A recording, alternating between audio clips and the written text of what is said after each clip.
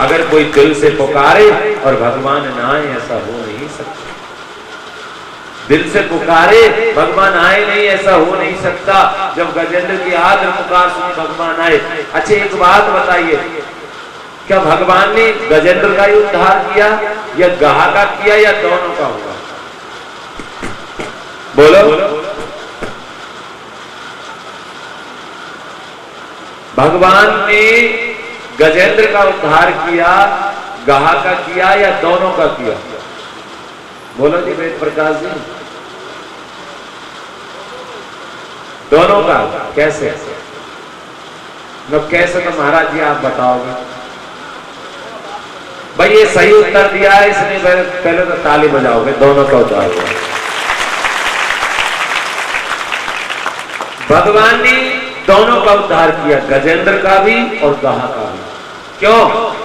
क्योंकि भगवान के हाथों से जिसको गति मिल जाए उसका भी उद्धार होता है, और भगवान जिसकी रक्षा करते हैं उसका भी उद्धार होता है। इसलिए भगवान ने दोनों का उद्धार किया, गजेंद्र का भी उद्धार किया और कहा। एक बात बताएं भाई, मौत तो आनी है, एक ना एक दिन सबको आनी, सबको मरना। परमानेंट या नहीं है कोई परमानेंट है?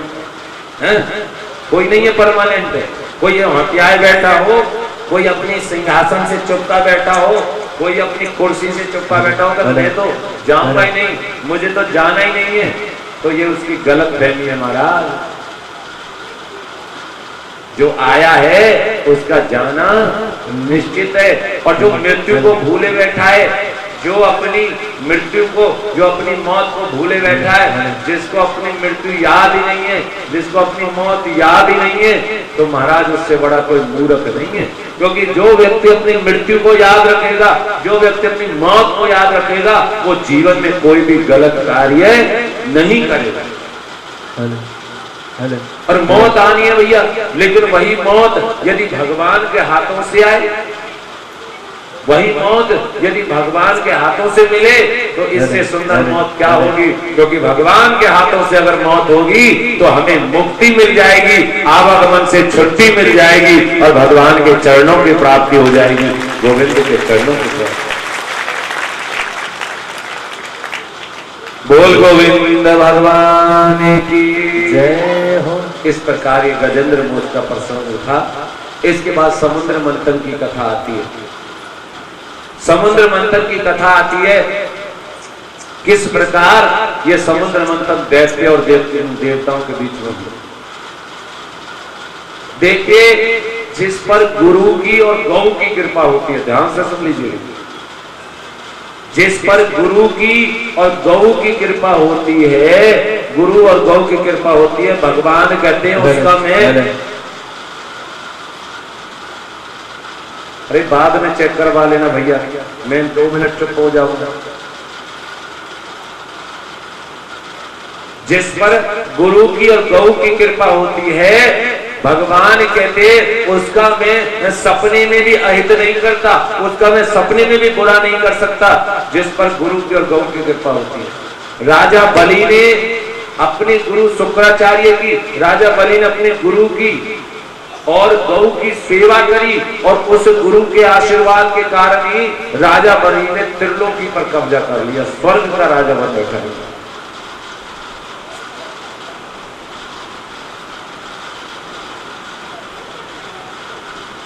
गुरु के प्रभाव में, गुरु के आशीर्वाद में वो शक्ति है जो संसार में, जगत में किसी और स्वरूप में नहीं है। तभी तो कह दिया गुरुर् ब्रह्मा गुरुर्विष्णु गुरुर्देवो महेश्वरा, गुरु साक्षात परब्रह्म तस्मै श्री गुरवे नमः। गुरुर् ब्रह्मा गुरुर्विष्णु गुरुर्देवो महेश्वर, गुरु साक्षात परम ब्रह्मा तस्मै श्री गुरुवे नमः। क्यों? क्योंकि गुरु भगवान नहीं है, लेकिन गुरु भगवान के समकक्ष है। और जिसको गुरु का आशीर्वाद मिल जाए फिर तो उसका जीवन पारे न्यारे हो जाए। आज गुरु के आशीर्वाद के कारण और गौ सेवा के कारण ही, गुरु का आशीर्वाद और गौ सेवा के कारण ही आज राजा बलि त्रिलोकी का राजा बन गया। देवता दर बदर भटकने लगे, देवता दर बदर भटकने लगे, त्राहिमाम त्राहिमाम त्राहिमाम।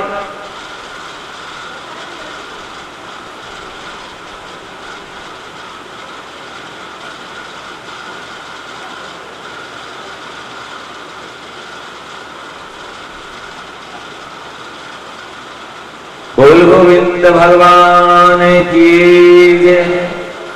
देवता दर बदर भटकते हैं, त्राहिमाम करते हैं, भगवान ब्रह्मा के चरणों में जाते हैं, भगवान ब्रह्मा उनको लेकर भगवान विष्णु की शरण में जाते हैं। हे प्रभु, हम देवता दर बदर भटक रहे हैं, हम देवता दर दर भटक रहे हैं, हम पर अपनी कृपा करें प्रभु, हम पे अपनी कृपा करें, हमें अपने लोग कैसे मिलेंगे। भगवान ने कहा कि भैया इस समय राजा बलि पर गौ की कृपा है, गुरु की कृपा है, उनसे आप लड़ नहीं सकते, लेकिन उनसे विचार करें। इस समुद्र में बहुत सारी शक्तियां छिपी हुई हैं, इस समुद्र में बहुत सारी शक्तियां छिपी हुई हैं, और ये अकेले देवताओं के बस की बात नहीं है। इसमें समुद्र का मंथन करो,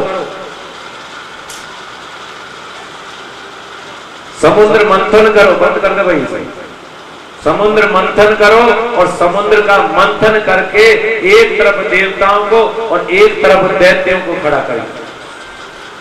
मंदराचल पर्वत की मथनी बनाई गई, मंदराचल पर्वत की मथनी और वासुदेवनाथ की रस्सी बनाई गई, और वासुदेवनाथ के मुख की तरफ दैत्य और पूंछ की तरफ देवता खड़े हो गए, और समुद्र का मंथन होने लगा। जैसे ही समुद्र मंथन हुआ, मंदराचल पर्वत की रगड़ के कारण समुद्र के जीव मरने लगे, समुद्र के जीव मरने लगे।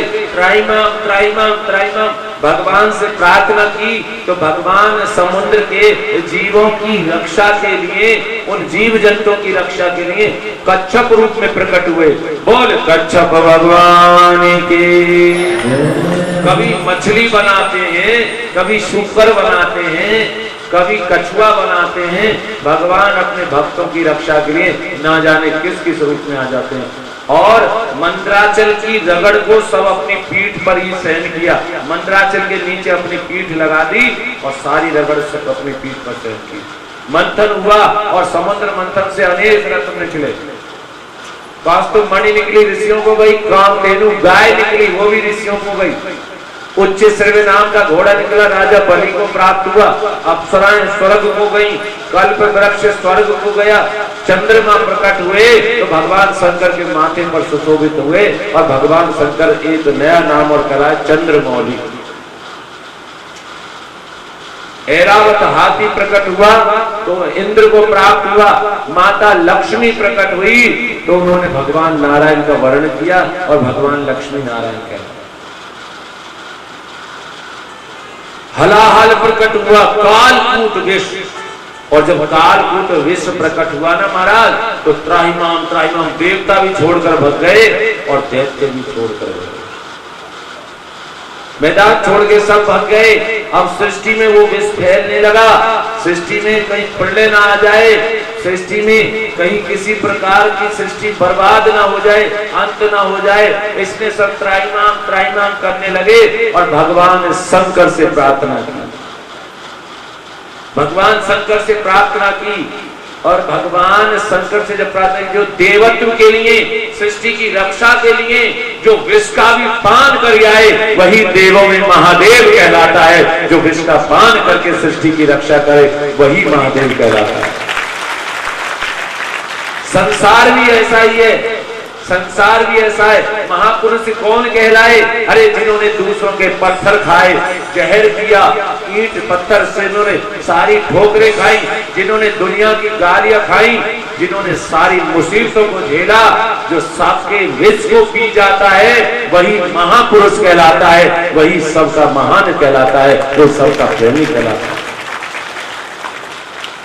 ये दुनिया बड़ी मतलबी है महाराज, जीते जी उन पर ईंट पत्थर मारती है, उनको गालियां देती है, लेकिन बाद में उनकी कुर्बानी के बाद उनकी महानता को पहचानती है और फिर उनकी समाधि पर फूल करती है।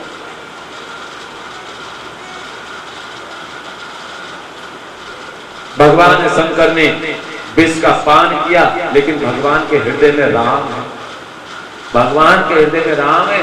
उनका भगवान के शंकर के हृदय में कहीं वो राम तक वो विष ना पहुंच जाए, ना राम के नाम तक वो विष ना पहुंच जाए, इसने उस विष को कंठ में ही धारण किया, कंठ नीला हो गया और भगवान शंकर नीलकंठ कहलाए। बोल नीलकंठ महादेव की। भाई एक बात बताएं, हमें आपके जयकारों में कोई आनंद नहीं आता। देखो हमें यहाँ रानिया में कथा करी, ऐलनाबाद में करी, हनुमानगढ़ में करी, नीमरा में करी, लेकिन सबसे ठीक है जयकारे रामपुरिया। कम से कम 500 माताएं बैठी हैं यहाँ पर और कम से कम 200, 100, 150, 200 सरदारी बैठी है, 700, 800 लोग बैठे हैं यहाँ पर और जयकारा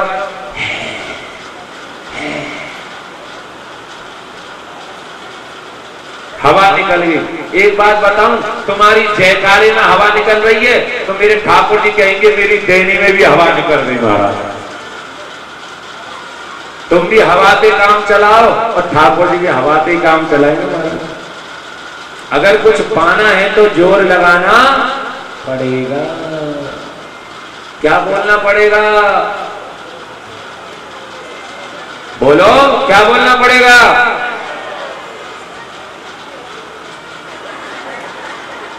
राधे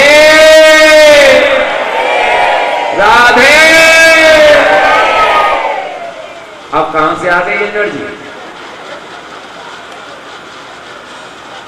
एक बात करना, जो नहीं बोलेगा जयकारा उसको नहीं मिलेगा मेरा ठाकुर प्यारा। और तुमने दिल से नहीं जयकारा लगाओगे ना, जो डूब गए वो नहीं लगाएंगे जयकारा, और जिनको उभरना है, जिनको पार लगना है, वो लगाएंगे जयकारा। अच्छा मुझे एक बात बताइए भाई, तुम्हारी कुछ, तुम तो मेरे से बहुत कुछ पूछते हो, तो कुछ तुमसे भी पूछना चाहिए। हम ये जयकारा लगाते हैं, हाथ खड़ा करते हैं, क्यों? बोलो, हम जो जयकारा लगाते हैं तो हम हाथ क्यों खड़ा करते हैं? क्या हाथ नीचे रखेंगे तो कोई परेशानी हो जाएगी? फिर हाथ ऊपर क्यों खड़ा करते हैं? भगवान ऊपर ही है। हमने एक मैया से पूछा, मैया तूने हाथ क्यों खड़ा किया? मैया बोली महाराज मेरी बगल वाली ने खड़ा करो तो मैं। अब बगल वाली से पूछा कि भैया तूने क्यों खड़ा किया? कि मेरी आगे वाली ने खड़ा किया तो मैंने भी खड़ा कर दिया। आगे वाली से पूछा कि तूने क्यों किया? कि पीछे वाली ने। सब एक दूसरे हाथ देख के खड़ो कर रहे, पता किसी को नहीं क्या हो गया। अब ध्यान से सुन लो, संतों का एक मत है, संतों का ये भाव है, हम हाथ क्यों खड़ा करते हैं? ध्यान से सुन लो। कोई पूछे ना तो बता देना, हम बताएंगे। किसने बताया? कि हमारे माधव जी ने बताया। हमारे हाथ खड़े पीछे करने के पीछे एक भाव है। वो क्या है? कि ये संसार एक नदियां है, ये संसार एक भंवर है, एक नदी, एक सागर है, और हम सब इसमें डूब रहे हैं, तैर रहे हैं, मर रहे हैं, कुछ भी कर रहे हैं। अब जो ज्ञानी है, भगत है, भगवान के प्रेमी है, वो तो तैर के पार हो जाएंगे, लेकिन जो हम जैसे पापी, दुराचारी, बेकार, बेईमान, निकट्टू हैं, वो तो डूब जाएंगे ना। तो संसार रूपी नदी में हम डूब रहे हैं, और जब हम डूबते हैं तो जो व्यक्ति डूबता है तो वो हाथ पैरों को उठाता है तो नहीं। जिसे तैरना नहीं आता, जो डूब रहा होता तो हाथ पैरों को करता है, और जब किसी को कोई नजर नहीं आता ना उसको कोई, तो वो अपने दोनों हाथों को यूं खड़ा कर लेता है कि किसी को मेरे हाथ नजर आ जाए तो मेरे हाथ पकड़ खींच ले। उसी प्रकार हम संसार रूपी नदी में हम डूब रहे हैं, और जब डूबते हैं तो जैसे ही हम पुकार लगाते हैं राधे, तो वो राधा रानी हमारी पुकार को सुनती है और बांके बिहारी से कहती है, मेरे ठाकुर से कहती है कि हे प्रभु ये डूब रहे हैं, ये भगत तुम्हारी पुकार लगा रहे हैं, ये डूब रहे हैं, हे प्रभु ने बचा लीजिए, और जब हम होते हैं तो मेरे गोविंद आते हैं और हमारे हाथ को पकड़कर खींच लेते हैं और हमें भवसागर से पार लगा देते हैं, हमें डूबने से बचा लेते हैं। तो आइए हम सब भी श्री राधे रानी सरकार को मनाते हुए चलते हैं। बोले राधे रानी सरकार की जय। बहुत मनाएंगे भैया। तो महाराज हम जब दिल से पुकार रहे होते हैं ना, जब दिल से पुकार रहे होते हैं तो हम दिल से जब पुकारते तो ये हाथ इसलिए खड़ा करते हैं कि हे प्रभु हम डूब रहे हैं, हमको आप बचा दीजिए। अंत में जब भगवान शंकर ने विष का पान कर लिया तो अंत में भगवान धन्वंतरी आए। भगवान धन्वंतरी अमृत का कलश लेकर आए। भगवान धन्वंतरी आए और भगवान धन्वंतरी अमृत का कलश लेकर आए। एक बात बताऊं महाराज जी, ये जो दुनिया ने बड़ी मतलब की है। जब आप खीर बनाओगे ना तो कोई नहीं आएगा। जब यहाँ पर आप अभी यहीं पर तुम गौशाला में देख लेना, कहीं देख लेना, चकाचक दावत बनेगी, जब कोई नहीं आएगा, जब तैयार हो जाएगी तो खाने वाले बहुत आ जाते हैं। क्यों जी? खाने वाले बहुत आ जाते हैं लेकिन बनाने वाला कोई नहीं आता। ऐसे ही संसार में कुछ कार्य ऐसे होते हैं, जब कोई भी कार्य शुरू होता है ना तो मेहनत करने वाले बहुत कम लोग होते हैं।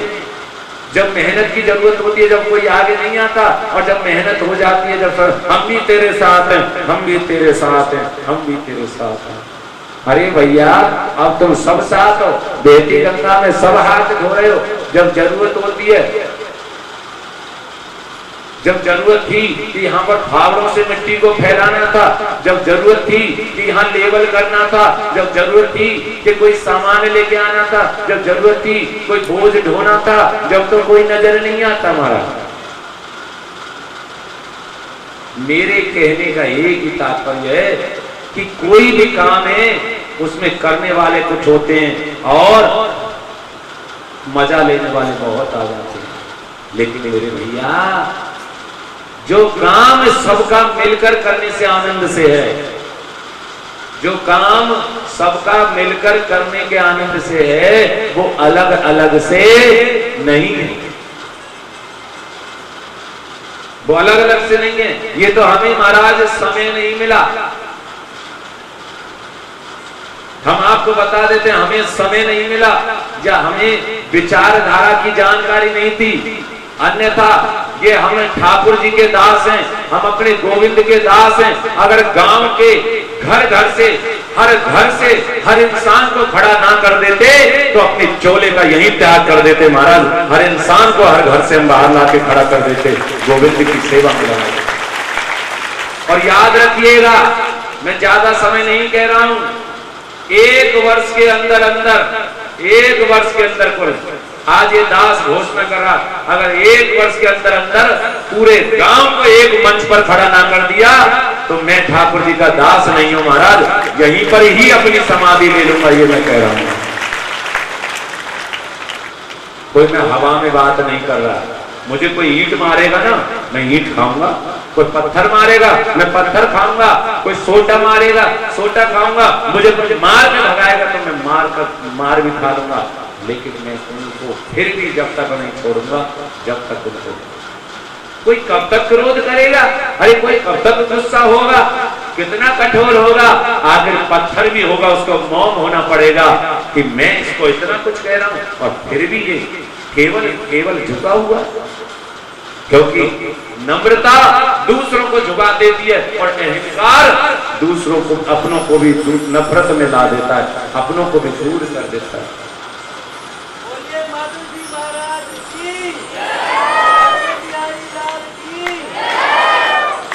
आज आपके गांव का नाम है रामपुरिया, रामसरा।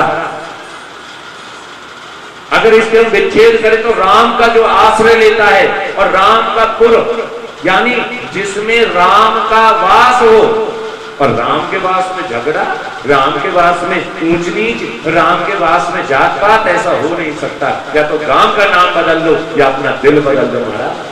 हम राम के हैं, हम राम के रहेंगे, हम राम के प्यारे हैं, राम का गुणगान गाएंगे। हम तुम्हारे थे प्रभु जी, हम तुम्हारे हैं, हम तुम्हारे ही रहेंगे। ओ मेरे प्रियतम,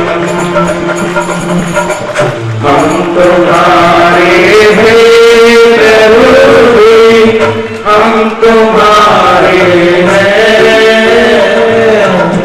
हम तुम्हारे ही रहेंगे। ओ मेरे प्रियतम, तुम हमारे थे प्रभु जी, तुम हमारे हो, तुम हमारे ही रहोगे। ओ मेरे प्रियतम,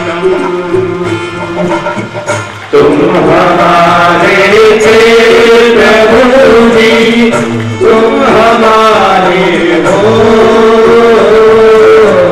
तुम हमारे ही रहोगे। ओ मेरे प्रियतम, मेरे राम राम राम, मेरे राम राम राम, मेरे राम राम राम, मेरे राम राम राम, मेरे श्याम श्याम श्याम, मेरे श्याम श्याम श्याम, मेरे श्याम श्याम श्याम, मेरे श्याम श्याम श्याम, मेरे राम राम राम, मेरे राम राम राम, मेरे राम राम राम, मेरे राम राम राम, मेरे श्याम श्याम श्याम, मेरे श्याम श्याम श्याम, मेरे श्याम श्याम श्याम, मेरे श्याम श्याम श्याम, मेरे राम राम राम, मेरे राम राम राम, मेरे राम राम राम, मेरे राम राम राम, मेरे श्याम श्याम श्याम, मेरे श्याम श्याम श्याम, मेरे श्याम राम राम, मेरे श्याम राम राम। बोल गोविंद भगवान की।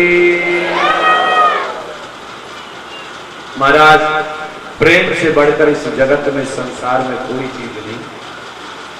नफरत जुदा करती है और प्रेम सबको मिला देता है। आज मुझे अच्छा लगता है महाराज। हाँ जी सुभाष जी, जब एक घर में जाते हैं तो 4 घरों पे वही हालत हो रही है जो नीमला में।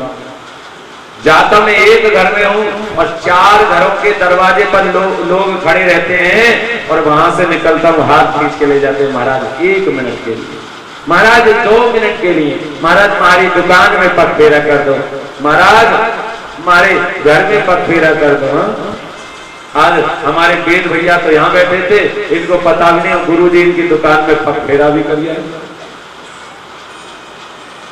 तो बड़ा प्रेम का भाव मुझे बड़ा अच्छा लग रहा है। मुझे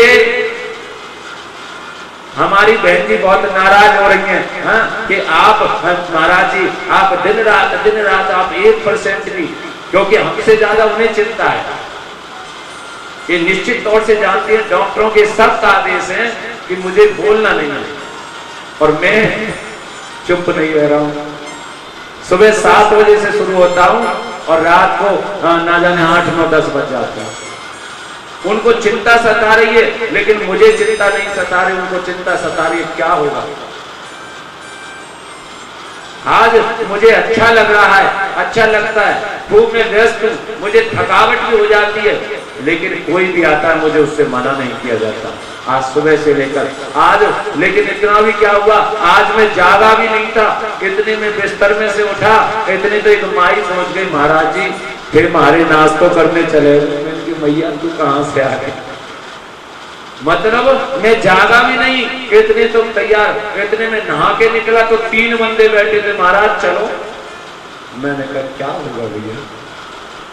लेकिन आपके इस प्रेम से, आपके इस भाव से मैं गदगद हुआ और मुझे पूर्ण विश्वास हो गया है रामपुरिया गांव अच्छा था, आप लोग अच्छे थे, सच्चे थे, अच्छे हो और अच्छे रहोगे। थोड़ी मिट्टी पड़ गई थी, थोड़ी धूल जम गई थी और उस धूल को मैं साफ करके चला जाऊंगा और आपको निखार के चला जाऊंगा। आपका दर्शन पवित्र है। जैसे समुद्र मंथन हुआ ना और शक्तियां निकली, अमृत आया, भगवान धन्वंतरी अमृत को लेकर आए तो अच्छी चीज के लिए देवता भी दौड़ने लगे और दैत्य भी दौड़ने लगे। लेकिन क्योंकि गुरु का प्रभाव था इसलिए देवताओं की शक्ति छीन हो गई और दैत्यों की शक्ति बढ़ गई थी, और दैत्यों की शक्ति के कारण उन दैत्यों ने भगवान धन्वंतरी से वो अमृत का कलश छीन लिया। अब तो देवता त्राहिमाम त्राहिमाम त्राहिमाम करने लगे कि हे भगवान श्री हरि, अरे जब इन दैत्यों पर अमृत नहीं था तभी इन्होंने हमारा जीना हराम कर रखा था, जब इन पे अमृत नहीं था तो इन्होंने हमारा जीना हराम कर रखा था। अगर इन्होंने अमृत पान कर लिया तो ये तो फिर अमर हो जाएंगे और अधर्म बढ़ जाएगा। देखो एक नया रूप और धर लिया भगवान का, और तो और अपने भक्तों की रक्षा के लिए भगवान लुगाई बन गए, स्त्री बन गए, सुंदर स्त्री का मोहिनी रूप धारण कर लिया। ऐसा सुंदर मोहिना रूप कि नैन कटारे चोटी को हिलाते हुए मदमस्त चाल चलते हुए भगवान मोहिनी रूप में दैत्यों के बीच में चले गए। बोल मोहिनी भगवान की। मोहिनी रूप में गए और जब इतनी सुंदरी को देखा तो दैत्यों की बुद्धि तो ऐसी होती है। अच्छा मैंने कहा था कोई जाति से राक्षस या देवता नहीं होता, कोई जाति नहीं है राक्षस महाराज, जाति से कोई राक्षस या देवता नहीं होता। राक्षस और देवता व्यवहार से होता है। जिसका आचरण अच्छा हो, जो भला करे, परोपकार करे, सबके काम आए, जिसका आचरण अच्छा हो वो तो देवता, और जिसका आचरण कैसा हो, जिसका आचरण कनिष्ठ हो, जो बुराई करे, मदरा भक्षण पान करे, जो मांस मीट खाए, जिसके कर्म बुरे बुरे हो, देखते और दैत्यों की बुद्धि नष्ट हो जाती है। वो कामांध होते हैं, वासना के वशीभूत होते हैं। जब देवताओं ने दैत्यों ने देखा इतनी सुंदर स्त्री को, तो सुंदर स्त्री को देखकर बोले ओहो सुंदरी, ओहो सुंदरी। सुंदरी को देखा तो कहने लगा हम तेरी मतवारी चाल पर दीवाने हो गए हैं, तू चाहे जिसको जाम पिला दे, ये अमृत तेरे को देते तो जिसे पिला दे, लेकिन हमसे शादी कर। मोहिनी बोली अरे तुम तो जो दैत्य हो, तुम जो दैत्य हो, तुम तो दिमाग से पैदल हो, तुम्हें बुद्धि नहीं है। अरे जान ना पहचान मैं तेरा मेहमान, तुमने मुझे जानो नहीं पहचाना नहीं, और इतनी कीमती चीज अमृत तुम मुझे सौंप रहे हो, इस अमृत को मुझे सौंप रहे हो कि बस हम तो प्रेम के भूखे हैं। राक्षस प्रेम के नहीं वासना के भूखे थे, उसके सुंदर तन को निहार रहे थे। कहा अगर तुम कहते हो तो मैं तुम्हें अमृत का पान करा दूंगी, ये देवता भी हैं इनको भी बिठा दो, ऊपर ऊपर जो पानी पानी सा है ना पतला, वो इनको पिला देते हैं, अमृत तुमको पिलाएंगे। अब दैत्यों की बुद्धि देखिए, कहीं अमृत भी गाढ़ा और पतला होता है, अमृत तो अमृत है। लेकिन भगवान की चालाकी देखिए, भगवान ने देवताओं को तो अमृत पान करा दिया और दैत्य को मदरा पान करा दिया। अपनी ऐसी माया करी कि कलश बदल गया, दैत्य तो नशे में आ जाए और देवताओं को मत। लेकिन एक दैत्य समझ गया और वो सूर्य और चंद्रमा के बीच में जाकर बैठ गया और उसने अमृत पान कर लिया। जैसे देवताओं को पता लगा कि ये तो हम में से नहीं है, हमारे बीच से नहीं है, भगवान श्री हरि अपने असली स्वरूप में आए, अपने सुदर्शन चक्र का संधान किया और उस दैत्य पर छोड़ दिया और उसका शीश धड़ से अलग कर दिया। लेकिन क्योंकि अमृत पान कर लिया था इसलिए वो शीश भी अमर हो गया, धड़ भी, और वही क्या कहलाए, राहु और केतु। यही हमारे ग्रहों में प्रवेश कर गए, राहु और केतु। इस प्रकार भगवान श्री हरि ने देवत्व की रक्षा के लिए, भगवान विष्णु ने देवों की रक्षा के लिए मोहिनी रूप धारण करके उनकी रक्षा करी। बोल गोविंद भगवान की। दिल से बुला के दे, दिल में तो श्याम नाम की ज्योति जला के दे। कुछ देर बाद कौन आएगा? हमारे वेद जी कर रहे हैं। हमारे कौन आएंगे? कन्हैया जी आएंगे, गोपाल। लेकिन उससे पहले तो भगवान वामन आने वाले हैं, उनका जन्म होना है अभी, और उसके बाद राम जी आएंगे। अच्छा, मैंने कल बताया था ना, जितनी हम बधाई कृष्ण जन्म में लुटाएंगे, वैसा ही आनंद धूमधाम हम राम जन्म में भी मनाएंगे। क्योंकि राम को जाने बगैर, राम का जन्म हुए बगैर कृष्ण की लीला नहीं हो सकती। बोल गोविंद भगवान की जय। आइए हम भगवान वामन राजा बलि के प्रसंग में प्रवेश करें। उससे पहले 2 मिनट संदेश।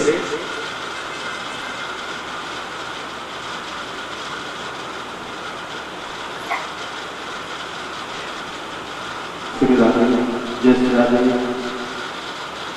श्री राधे। बोल वृंदावन बिहारी लाल की जय, जय जय श्री राधे श्याम। आज चतुर्थ दिवस में जो गौ माता की सेवा में दान आया है वो आपके समक्ष रख रहा हूँ। जिन भक्तगणों का मैं नाम बोल के मंच पे आने के लिए बोलूं, वो मंच पे आकर आशीर्वाद लेके।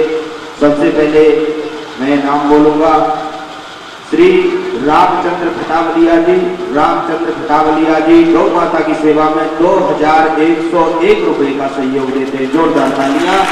मैं चाहूंगा आप एक बार मंच में आए और भागवत जी का आशीर्वाद लें। श्री रामचंद्र खटावलिया जी एवं श्री शंकरलाल छापोला जी 500 रुपए का दान गौ माता की सेवा में देते हैं। जोरदार तालियां इनके लिए भी। एवं जगदीश सुधार 100 रुपए देते हैं गौ माता की सेवा में। जोरदार तालियां।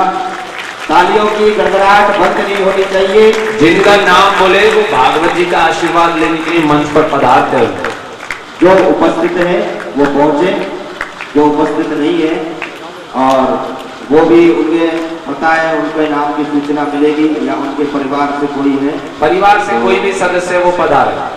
श्री रामचंद्र खटावलिया जी के घर से जो भी है वो मंच पर भागवत जी का आशीर्वाद लेने के लिए पहुंचे। एवं श्री साहबराम क्रोनीवाल गौ माता की सेवा में 3101 रुपए का सहयोग देते हैं। जोरदार तालियां। श्री साहबराम जी आप भी मंच पे आए, भागवत जी का आशीर्वाद लें। एवं श्री लालचंद्र निमीवाल 100 रुपए गौ माता की सेवा में देते हैं। जोरदार तालियां इनके लिए भी। श्री शिवपाल राजपूत 100 रुपए गौ माता की सेवा में। एवं कालूराम निमीवाल जी 200 रुपए गौ माता की सेवा में देते हैं। जोरदार तालियां इनके लिए। एवं श्री पवन जी सरोप श्री ओम प्रकाश खटावलिया गौ माता की सेवा में 500 रुपए और 1 कुंटल कनक दान करते हैं गौ माता की सेवा में। जोरदार तालियां। मैं चाहूंगा पवन जी आप भी मंच में आए, भागवत जी का आशीर्वाद लें। एवं सरोप श्री मोहन राम निमीवाल, रामचंद्र जी की माता का नाम है मनोहरी देवी, 1100 रुपए एवं 1 कुंटल गेहूं गौ माता की सेवा में देते हैं। जोरदार तालियां। आप माता जी मंच में आए, भागवत जी का आशीर्वाद लें। एवं श्री देवीलाल जी सुंडा मोटा वाला चक से रहने वाले हैं, 1100 रुपए गौ माता की सेवा में देते हैं। जोरदार तालियां श्री देवीलाल जी के लिए। आप भी मंच में आए, भागवत जी का आशीर्वाद लें। एवं परीक्षित सनोप श्री रोहितास जानतो माधो सिंगानिया सिरसा से पधारे हैं गौ माता की सेवा के लिए 1101 रुपए का दान देते हैं। जोरदार तालियां इनके लिए। एवं 500 रुपए गुप्तदान है उन्हें श्री कृष्ण कुमार विनोद कुमार खटावलिया के लिए। जोरदार तालियां। जो गौ माता की सेवा में 3101 रुपए का सहयोग करते हैं। जोरदार तालियां। आप भी एक बार मंच में पधारे, भागवत जी का आशीर्वाद लें।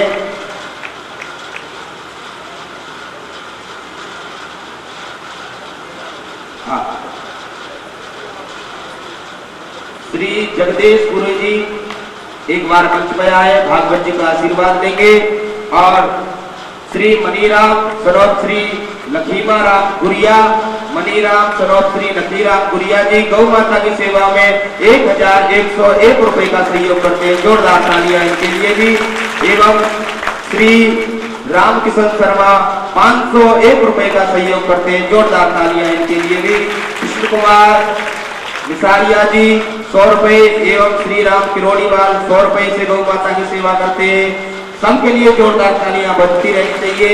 ये सभी गौ भक्त हैं, गौ माता की सेवा में दान दे रहे हैं अपनी पवित्र नेक कमाई से।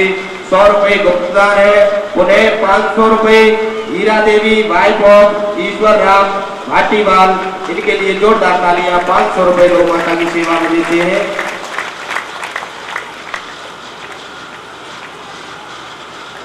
श्री साहब राम निमीवाल जी के लिए जोरदार तालियां 1101 रुपए का दान गौ माता की सेवा में देते हैं साहब राम निमीवाल जी एवं राम कुमार भाटीवाल चक 45 RWV वहां से पधारे हैं।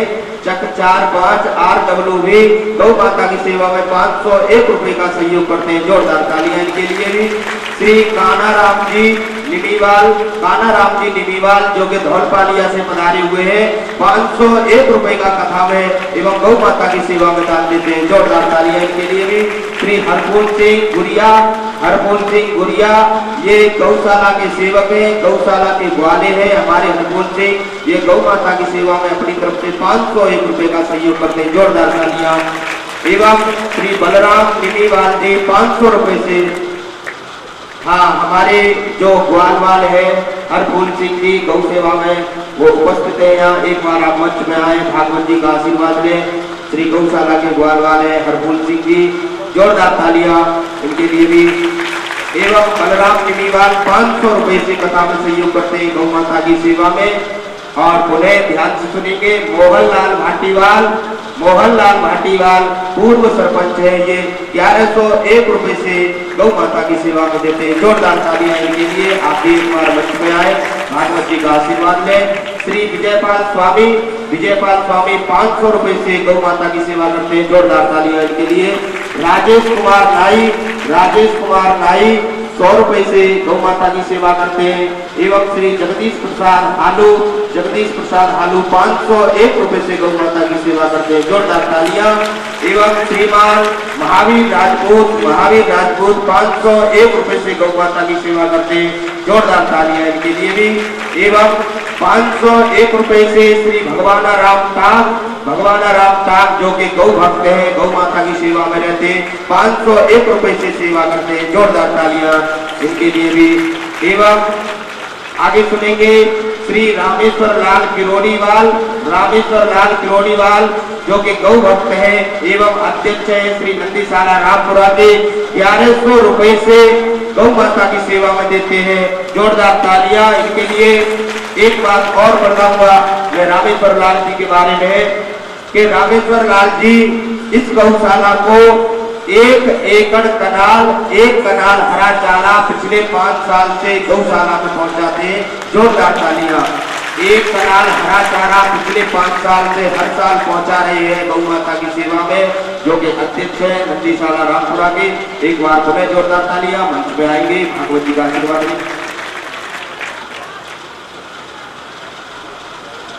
श्री माणूराम भाटीवाल गौ माता की सेवा में 2101 रुपए का सहयोग करते हैं। जोरदार तालियां। कोई एवं मैं चाहूंगा श्री रामचंद्र चोटिया जी गौ माता की सेवा में, रामचंद्र चोटिया जी 1101 रुपए का सहयोग देते हैं। जोरदार तालियां चोटिया जी के लिए। वो भी एक बार मंच में बता रहे हैं, भागवत जी का आशीर्वाद ले। पुनः मैं निवेदन करूंगा गौ सेवा समिति रामपुरा उर्फ रामसरा के श्रीमान अध्यक्ष जी श्री राजा राम जी भाभू, मैं चाहूंगा आप 2 शब्द गौ माता के भक्तों के सामने रखेंगे। आपकी अध्यक्षता में यह गौ माता की सेवा बड़ा पुनीत कार्य चल रहा है। मैं चाहूंगा आप 2 शब्द गौ माता की सेवा में गौ माता के भक्तों के सामने रखेंगे। जय श्री राधे, जय श्री श्याम। आदर और सम्मान के योग वृंदावन से पधारे संत नरेंद्र माधव जी, आपने रामपुरा गांव की पावन धरा पर जो कदम रखा है, इससे ये गांव अभिभूत हो गया। आप जिस तरह से भागवत कथा का आयोजन आपने यहाँ किया है, आज शायद भागवत कथा का चौथा दिन है। मैं तो इस बात को देखकर आपका प्रशंसक हो गया हूं कि हमारे ये माताएं बहनें और ये पुरुष लोग बैठे हैं, इनमें से कोई भी माता हो, बहन हो, पुरुष हो, ये चार आदमियों के मोबाइल नंबर कंठस्थ नहीं बता सकते। और आप जो बिना भागवत आगे रखे हुए जिस तरह भागवत को आपने कंठस्थ किया है, इससे ये साबित तो होता है कि आपने शिक्षा ही ग्रहण नहीं की, आप तो शिक्षाविद हो। इस बात पर बहुत बड़ी बात है, ऐसा शिक्षाविद हमारे बीच में आकर हमें मार्गदर्शन दे रहे हैं, जिससे अपने लोगों का जो चरित्र इनके सामने अपने पेश कर रहे हैं। बार बार संत साहब को ये कहना पड़ रहा है कि मैं गांव रामपुरिया के सभी समाज के लोगों को एक बार इकट्ठा देखना चाहता हूं। तो हमारा भी कर्तव्य बनता है कि हम अड़ोसी पड़ोसी को बाकी जो दिन रह गए हैं उनको प्रयास कर उन लोगों को लाने का प्रयास करें।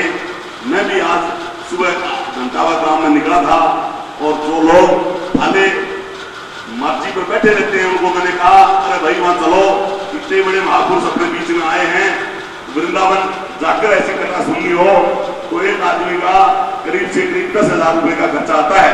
और बिना खर्चा आए आप गौशाला तक चल के आओ, आपका शरीर स्वस्थ रहेगा और भागवत गीता का ज्ञान आपको मिलेगा। तो कुछ लोगों ने हमें करी है कराने की। 5-7 आदमी आज ठाकुर जी के मंदिर के पास बैठे थे, उनको भी मैंने कहा, 5-7 आदमी उससे आगे बैठे थे, वहां मैं गया, 2-4 जगह और भी गया।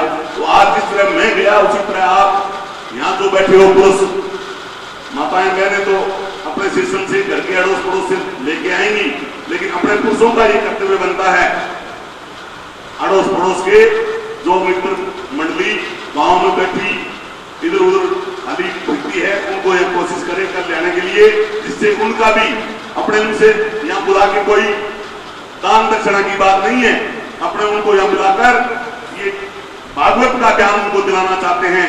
अगर भागवत का ज्ञान संत जी ने बताया कि अपने किसी को दिलाने का प्रयास करेंगे तो अपने का डबल पुण्य लगेगा, मतलब अपने को ज्यादा पुण्य होगा। लाने किसी को लाकर यहाँ भागवत सुनाते हैं तो बहुत अच्छी बात है, इसलिए कल से अपने को ये प्रयास करना है।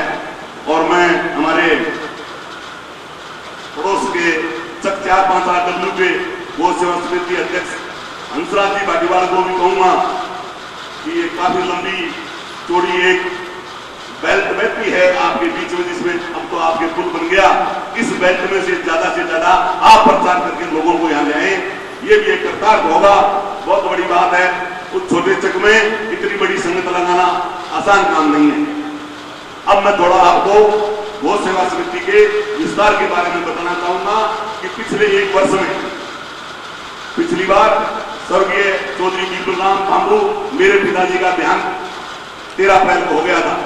आप उस दिन उनकी प्रथम पुण्यतिथि तो भी आगे बाकी पड़ी है, 1 साल अभी हुआ नहीं उनको, लेकिन जब आप आए थे तो आप लोगों ने हमने वादा किया था कि आप लोग हमारे को 2 वर्ष का समय दो, 2 वर्ष में हम इस गौ सेवा समिति की काया पलट देंगे। काया पलटने का जो बात रही, 1 वर्ष आज 2-4-10 दिन बाद पूरा हो जाएगा। आप हाथ उठा के ये बताओ कि इस गौशाला में काम हुआ है कि नहीं हुआ है, ये पूछना चाहता हूं। नहीं हुआ तो मत उठाना हाथ, नहीं तो आप हाथ उठा के बताओ कि कितना विकास कार्य इस गौशाला में हुआ है। और आप ये भी हाथ उठा के संत जी को बताओ कि आपसे कभी पैसे मांगने हम नहीं गए तो बताओ। अगर पैसे मांगने गए तो हाथ उठा दो, नहीं तो मत उठाओ। आपसे पैसा नहीं लिया, पैसे की कोई बात आज भी मैं कहता हूं पैसे की जरूरत नहीं है, आपकी भावनाओं की जरूरत है। आप लोग इस संस्था से जुड़ो और अपने मन में ये बात रखो कि संस्था चलनी चाहिए। इसके वाद विरोध करने वाले जो व्यक्ति हैं, कोई विवाह शादी में अड़चन करता है, कोई मृत्यु पर अड़चन करता है, कोई दान को सेवा समिति के नाम से 100 रुपया भी देना चाहता है, 10 रुपये भी देना चाहता है, अपनी इच्छा से दान अगर वो कोई देता है, उसको कोई रोकता है तो उसको आप लोग रोको आगे होके। ऐसे लोग तत्व हैं जो इस तरह की प्रयास करने का करते हैं। इसलिए स्टडीज के माध्यम से मैं आपको ये बताना चाहता हूं कि पैसे की कोई कमी नहीं है, पैसे की जरूरत भी नहीं है, और हम इसको चला के आपको अगले वर्ष में इसको इतनी ऊंची स्टेज पर खड़ी कर देंगे आप सोच नहीं सकते।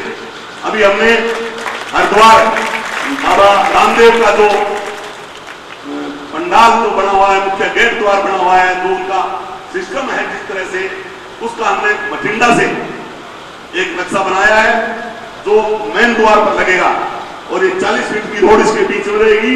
उस 40 फीट की रोड में 70 फीट लंबा और 30 फीट चौड़ा पूरा तो अंडरग्राउंड होगा, पूरा फर्स्ट मंजिल होगी, फिर दूसरी मंजिल होगी और तीसरी मंजिल पर जाकर छत लगेगी। जैसा बाबा रामदेव का वहां बना हुआ है पतंजलि हरिद्वार में, वैसा का वैसा यहाँ बना देंगे। ये मैं आपको वादा दिलाता हूँ। ये मैंने प्रयास किया है लोगों से, सब लोगों का सहयोग है। और आज मैं ये बात इसलिए बताना चाहता हूँ आपको, पैसे की कोई दिक्कत नहीं है। ये संगत भी रखी गई थी, तब भी यहाँ मीटिंग हुई, महाराज आए थे, पहले बात हुई थी, और अब भी मैं आपको ये बता देना चाहता हूँ कि पैसा आ रहा है, जिसकी जितनी हैसियत है उतना दे रहा है। मेरे पिताश्री हमेशा ये बात कहते थे कि श्रद्धा से दान लिया करो, बिना श्रद्धा का दान किसी से मत लेना। अगर आप धक्का करके किसी से दान ले लोगे तो उसकी आत्मा तकलीफ पाएगी। इसलिए श्रद्धा का जो दान है वो आप श्रद्धा के अनुसार गौ सेवा समिति की कमेटी एक वर्ष में आपसे दाना मांगने जाती है। उसके अलावा हम कोई पैसा मांगने आपसे नहीं जाते, और वादा करते हैं कि और कोई पैसा मांगने भी नहीं जाएंगे। आप पैसा आके खुद दे तो हम सह समान आपका स्वीकार करते हैं। बाकी हमें पैसे की, आप लोगों की दुआ की जरूरत है, आप लोगों की दया की जरूरत है, आप लोगों की मन भावना और कृपा दृष्टि की जरूरत है। ईश्वर की कृपा रही और आपका आशीर्वाद रहा तो मैं ये बता देना चाहता हूँ कि हनुमानगढ़ जिले में ऐसी संस्था बना देंगे जो इस जिले में कहीं भी नहीं है, और आपका नाम जिला स्तर पर रोशन करके दिखाएंगे आपको। और मेरे पिताश्री को तो एसडीएम ने पुरस्कार दिया था, मैं जिला कलेक्टर से पुरस्कार लेके आऊंगा। और एक बात और बता देना चाहता हूँ, मैं कल इस सभा में नहीं था। क्यों नहीं था? कि माननीय मुख्यमंत्री महोदय आई थी और हमारे गांव में 9 बीघा जमीन कस्टोडियम की बड़ी है, आप लोगों को ज्ञान होगा। मैंने कल अपने कपड़े भी बढ़वा लिए उस 9 बीघा जमीन को इस गौशाला को अलॉट कराने के लिए। मैं आप लोगों का सहयोग चाहता हूँ, और आपकी कृपा रही तो इस गौशाला समिति को वो 9 बीघा जमीन अलॉटमेंट करा के दिखाऊंगा आप लोगों को कि ये हुआ है, ईश्वर की कृपा है, आप लोगों का साथ रहा। तो इसलिए मैं कल माननीय मुख्यमंत्री महोदय से मिलने गया था कि मुख्यमंत्री महोदय हमारे पास 1000 गाय हैं, इसलिए उन 1000 गायों की व्यवस्था के लिए जमीन कम पड़ती है। तो मुख्यमंत्री ने कल सुना हमारी बात को, 10 आदमी गए थे हम यहाँ से कल, तो जल्दी ऐसा समाचार आपको मिलेगा। और ये हमारे सेक्रेटरी साहब कह रहे हैं कि राज्य सरकार की तरफ से भी मुख्यमंत्री महोदय ने आज 15 लाख रुपए संत जी की कृपा से, ठाकुर जी की कृपा से इस 15 लाख का अनुदान आया है। बोलो पैसे की कमी है क्या? आपके सामने आया है 15 लाख रुपए। तो आज ये भी सेक्रेटरी साहब घोषणा करके गए, मुझे तो ध्यान नहीं था। मैं तो कल वो जमीन अलॉट कराने के लिए माननीय मुख्यमंत्री महोदय से मिलने गया था, और मुख्यमंत्री ने बड़ी बात सुनी हमारी और हमारे को कहा कि अध्यक्ष जी आप निश्चित हो जाओ, मैं 9 बीघा भूमि रामपुरा की गौ सेवा समिति को दूंगी, लेकिन गौ सेवा समिति में कोई ऐसा सिस्टम नहीं हो जाए कि कहीं गौए जैसे जयपुर में हुआ था, इस तरह की ये बात मुख्यमंत्री ने जरूर मुझे कही। तो मैंने कहा मैडम आप कभी भी इंक्वायरी करवा सकते हैं, हमने हमारे बैठने के लिए साधारण सी चद्दर लगा के एक कमरा बनाया है, लेकिन गौ माता के लिए तो हमने 12.5 फीट ऊंचा शेड बनाया है, जिससे उसकी चमड़ी पर ऊपर से धूप भी न लगे। तो ये बात मैं आप लोगों को बताना चाहता था, समय मैंने ज्यादा ले लिया। तो बड़ी बात यह है कि राजा सिकंदर सबसे बड़ा आदमी था। राजा सिकंदर बहुत बड़ा आदमी था, उसने पूरे विश्व की दौलत लूटी थी। और सिकंदर जब गया ना तो साथ कुछ लेके नहीं गया, तो उसने सिकंदर ने एक मांग रखी थी कि मैं जब सांस छोड़ू, प्राण छोड़ दूं, तो ये जो डॉक्टर वैद हैं ये तो मेरे को कंधा देंगे, और मेरी हड्डी से दोनों हाथ मेरे बाहर निकाल देना, और ये मेरी दौलत मेरे पैरों में बिठा देना। तो उसी प्रकार से किया गया। सिकंदर जब गया तब दोनों हाथ उसके बाहर लटका दिए गए हड्डी से, दोनों हाथ खाली थे। और अपने ये वैद्य गांव में होते हैं, जैसे डॉक्टर बलराम जी बैठे हैं, इस तरह के जो वैद्य थे उस जमाने में, उन्होंने हड्डी को कंधा दिया और वो दौलत नीचे बिछा दी गई, लेकिन साथ कुछ भी नहीं गया। तो ये ध्यान कर लो, कुछ नहीं जाएगा साथ, कोई लेना देना नहीं बचेगा, कोई मतलब नहीं है। और मैं मेरे पिता से कहता था कि आपने तो 50 वर्ष की उम्र में गौ सेवा का प्रण ले लिया, हमारा पता नहीं क्या होगा, हम ये गौ सेवा कर पाएंगे या नहीं कर पाएंगे, या 50 वर्ष से पहले हमें समय मिलेगा कि नहीं मिलेगा। तो मेरा भी सिस्टम है कि मैं 50 वर्ष से पहले, 2 वर्ष हो गए मुझे, आज मैं 51 वर्ष का हो गया हूँ, मैं 2 वर्ष पहले गौ सेवा में आ गया। 49 वर्ष की एज से मैंने ये गौ सेवा चालू कर दी। आपके सामने है, फिर भी किसी भाई गली को इस बात की तकलीफ हो, किसी तरह की कोई बात हो, तो वो कमेटी के लोगों से आके बात कर सकता है। ये कहते हुए मैं अपनी बात समाप्त करता हूं। जय हिंद, जय भारत। जोरदार तालियां अध्यक्ष जी के लिए। बहुत बहुत धन्यवाद अध्यक्ष जी, आपने 2 शब्द सभी गौ भक्तों के सामने, जनता जनार्दन के सामने रखे। मैं पूज्य महाराज श्री जी से भी निवेदन करूंगा, समय बहुत हो चुका है, कथा को आगे बढ़ाया जाए। जय श्री राधे, जय श्री श्याम।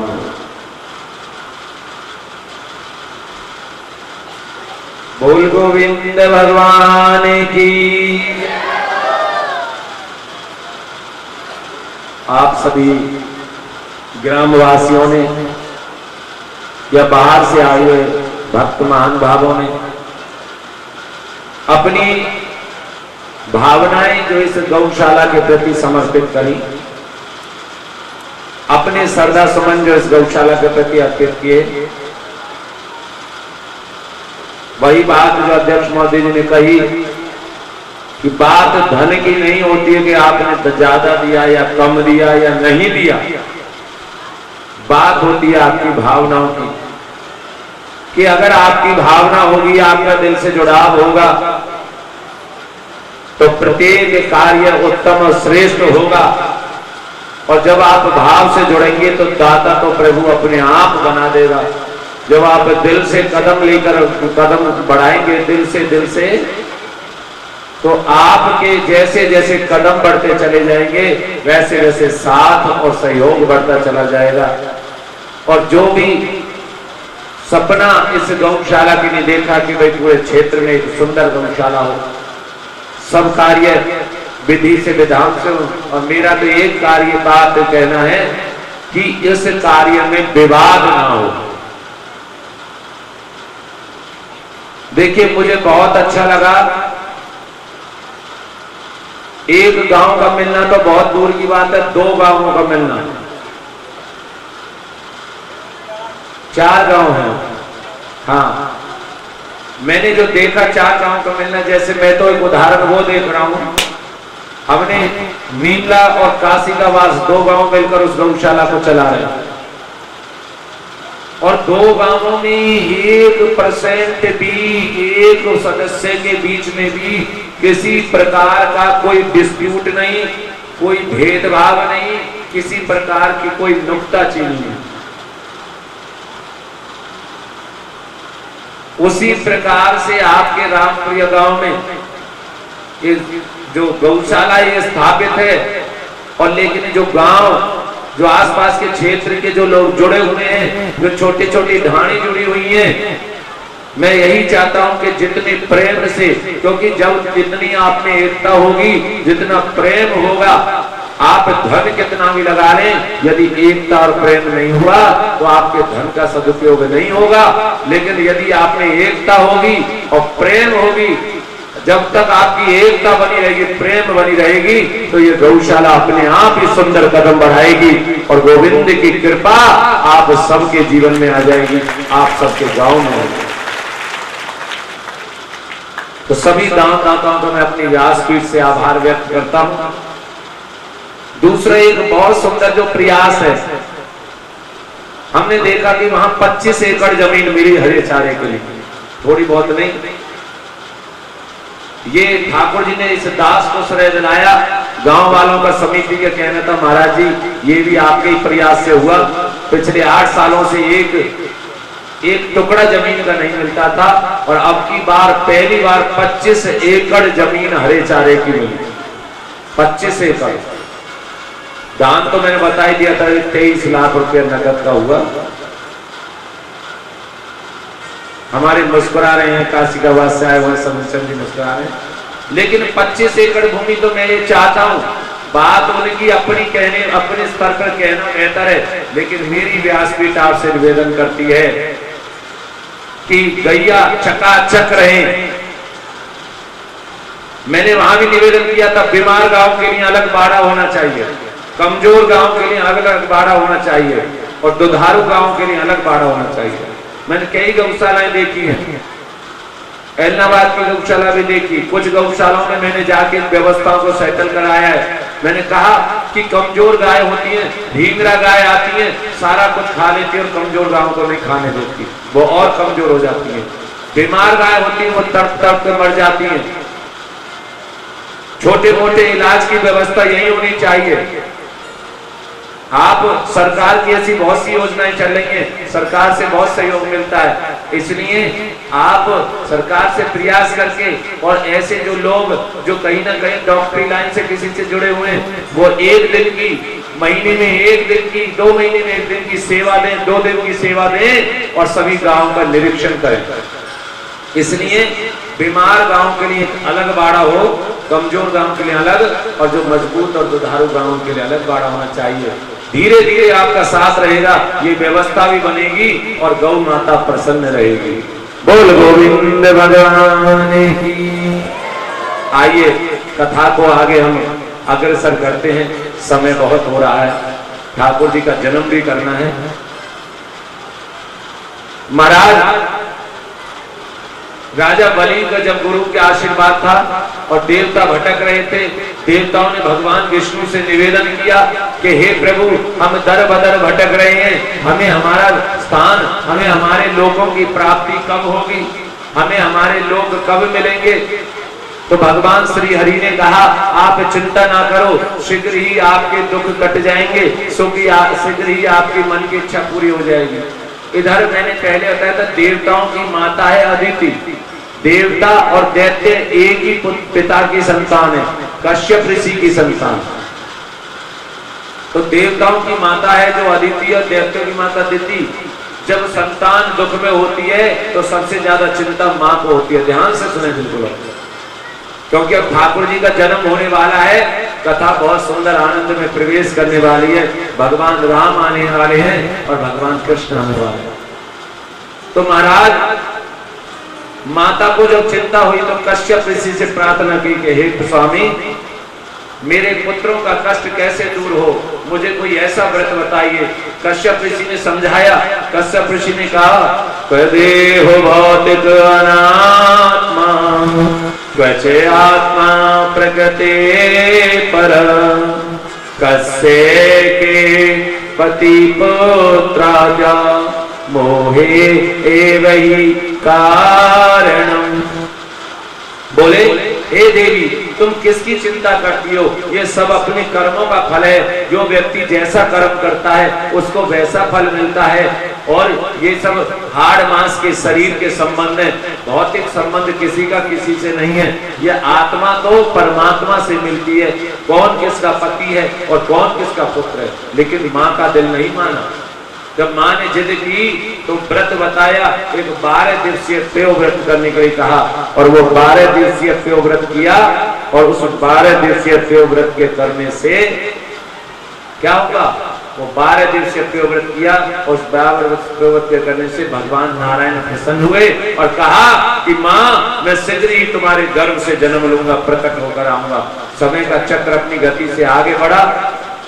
भादों का महीना, भाद्रपद मास, द्वादशी तिथि, दिन बुधवार, और ठीक 12 बजे माता अदिति के गर्भ से भगवान वामन प्रकट हो गए हैं। बोल वामन भगवान की। भगवान वामन प्रकट हुए। वामन अंगुल के भगवान वामन, छोटे छोटे पैर, छोटे छोटे हाथ, बौने कदमे, वामन अंगुल के, और इतना सुंदर चेहरा।